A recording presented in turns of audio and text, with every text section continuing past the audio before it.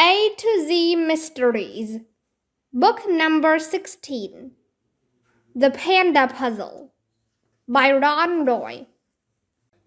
Chapter 7. The kids hurried to Josh's house. His parents were waiting. "We'll be back in about an hour," Josh's mom told him as she climbed into the family car. Josh's dad waved and pulled out of their driveway. "I want to ride the pony," Brian yelled, tugging at Josh's arm. "No, I want to catch turtles in the river," Brian's twin brother Bradley bellowed, yanking the other arm. "You can't do either one without Mom and Dad's permission," Josh said. "Then we get candy," Brian said. "No, we get ice cream," Bradley argued, bolting for the house. Josh sighed and followed his brothers. Dink and Ruth Rose laughed, trailing after Josh. Inside, Josh poured 5 glasses of orange juice.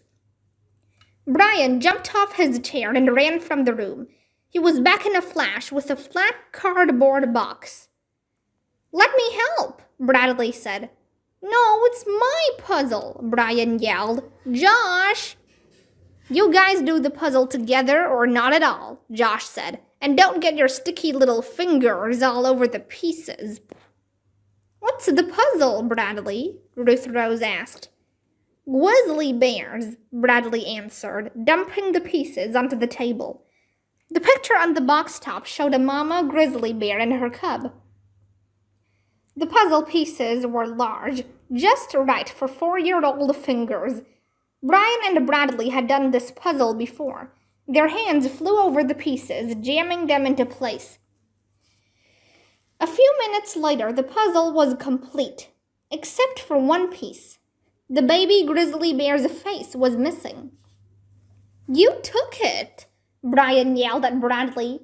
"Did not, you did," Bradley yelled right back.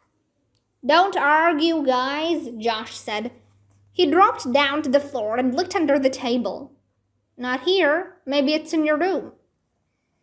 The twins flew out of the kitchen and thundered toward their bedroom. 20 seconds later, they charged back into the kitchen. Bradley held the missing piece in his little hand. He lurched back onto his chair and fitted the piece into place. "Where'd you find it?" Josh asked. "Under my bed," Bradley said, grinning. "I wish finding a missing panda bear was that easy," Dink said. Ruth Rose sat up. "That's it," she said. "Maybe we should be looking for Winnie, not the guy who took her." "But where?" Dink asked. "He could have stuck her anywhere." "If I kidnapped a panda bear," Ruth Rose said, "where would I hide it?" Josh took a bowl of apples out of the refrigerator and gave one to Brian and one to Bradley. "You can feed the cores to the pony," he told them. The twins shot out the back door, racing each other to the barn. Pal waddled after them. Dink, Josh, and Ruth Rose took their apples outside. They sat on the back steps and watched the twins pet Polly through the coral rails.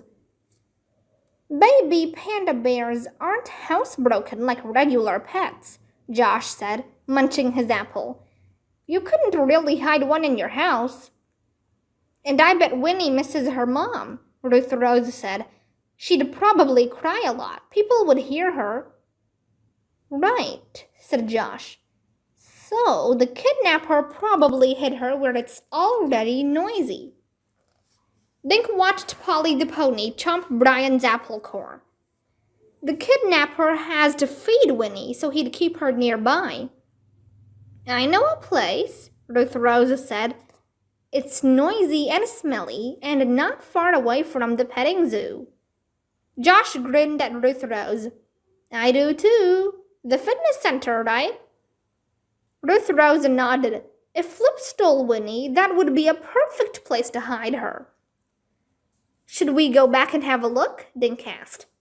"But what do we do about Flip?" Josh asked. "If he really is the kidnapper, won't he be suspicious when we show up again?" Dink reached into his pocket and brought out the passes.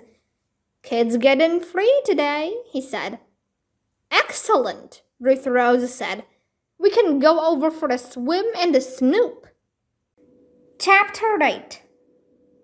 The kids met in front of the fitness center an hour later.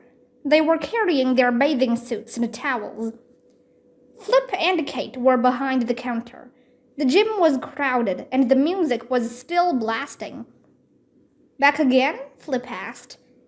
Dink laid the 3 passes on the counter. We came for a swim, he said. Great idea, said Kate. Come on, I'll show you where to change. She led the kids toward the pool. There were a lot of other kids splashing around. A few grown-ups sat on the side watching. The lifeguard prowled around the pool, keeping a sharp eye on the swimmers. Kate stopped in front of a row of 4 doors. 2 of them were labeled men and women, but the 2 doors in the middle were unmarked. Here are the changing rooms, Kate said. No diving, no running, and listen for Danny's whistle. If he blows it once, everyone freeze. Then he'll blow it again twice. That means kids get out of the pool for 15 minutes while the adults swim. Have a good time.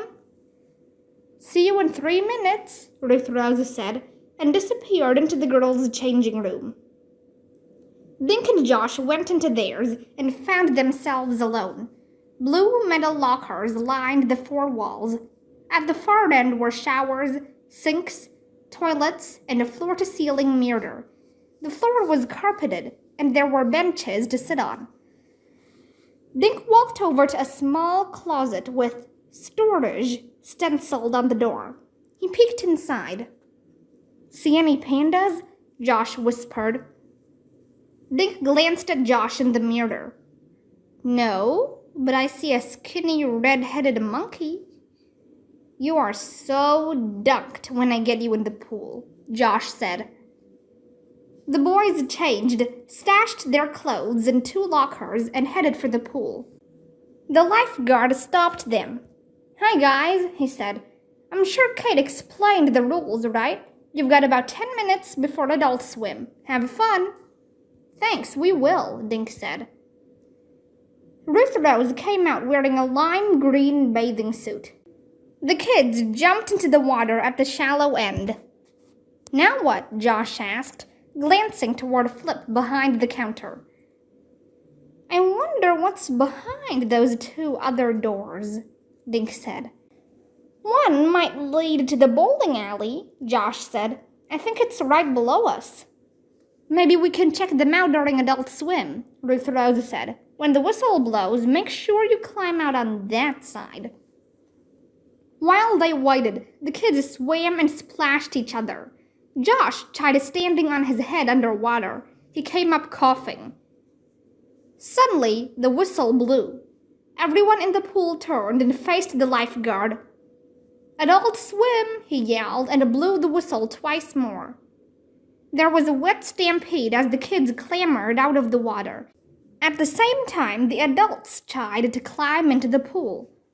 Most of the confusion was right in front of the changing rooms. No one noticed as Ruth Rose tried the handles on the unmarked doors. One was locked, but the other one opened.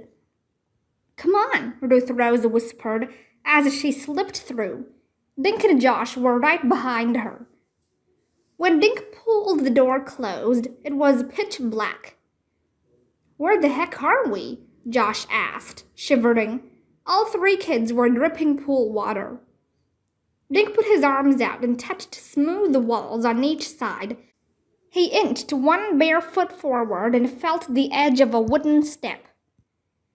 I think we might be at the top of a staircase, he whispered. Let's try to find a light, Josh said. I hate the dark. Not yet, Ruth Rose said. Let's feel our way down and see if there's a light at the bottom.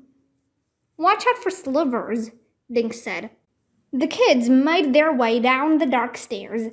They reached a hard, cold floor and stopped. Okay, I'm not going any further without light, Josh announced. I feel like one of those blind fish that live in a cave. They felt around on the walls. Got it, Ruth Rose said. There was a click, and the lights came on. The kids were standing at one end of a corner. The floor was a smooth stone. The bottom half of the walls was rougher stone, with newer-looking painted boards on the top. The ceiling was a mess of ancient wooden beams, rusty pipes, and spider webs. "Check this out," Dink said. Scratched into the mortar between two stones was a date, 1902. This wall was built 100 years ago. "And it's still Creepsville," Josh said through chattering teeth. "These stones are cold." The narrow corridor was filled with broken gym equipment, rolled-up floor mats, and large paint containers. A row of cardboard boxes lined the right-hand wall. There were no other doors in the corridor. "What's that noise?" Ruth Rose asked. "It sounds like thunder." Dink leaned his head against the wall on his left. "I think the bowling alley is on the other side," he said. The kids began walking along the hallway. "Let's look in every box," Ruth Rose said. "Winnie's small, so she could be hidden anywhere." 5 minutes later, they'd run out of boxes. Most had been empty, but a few held white packing peanuts. The kids stood at the end of the corridor and thought about what to do next. A floor mat had been left there.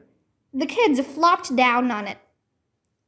Josh rubbed his bare feet and shivered. "It's weird that they'd have this long hall with no doors," Dink said. "Maybe it was an old basement before the fitness center got built," Ruth Rose said. "Ouch!" Josh said. "Now what?" Dink asked.